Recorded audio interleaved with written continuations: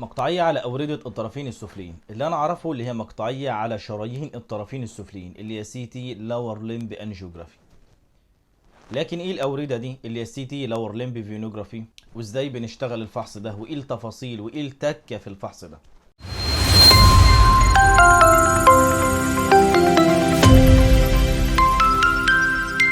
ادخل معايا الاول غرفه الفحص اللي هي الجانتري روم. العيان بينام بالشكل ده اللي هي الفيت فيرست، بربط رجليه وبثبتهم بالشكل ده، بركب كانيولا زرقاء في كف كل طرف بالشكل ده، بربط رجلين للعيان من اعلى الكاحلين بشويه علشان الاورده الاخيره دي تظهر معانا كويس.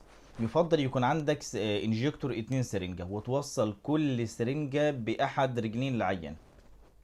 طيب مفيش انجكتور 2 سرنجه، يبقى نجيب وصله زي دي وننفذها معايا بالشكل ده.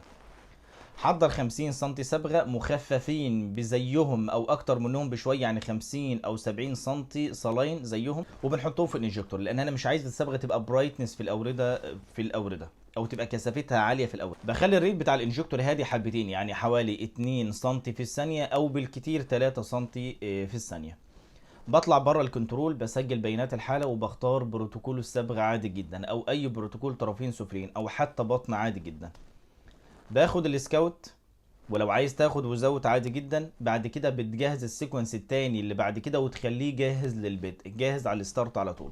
لو انت شغال على جهاز ضعيف 4 سلايس مثلا، احقن وصور بعد 10 دقائق، بعد 10 ثواني من بداية الحقن.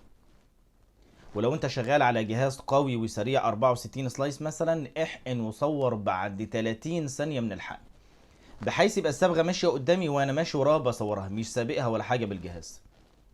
ممكن لو حابب تاخد بوكس راجع برضو ما يضرش. بنزل الحالة وبدخل على البروسيسنج، بتعامل عادي جدا كأنه انجيو عادي بالشكل ده. الفحص المفروض صوره تبقى بالشكل ده. خلص الفحص، دمتم بخير.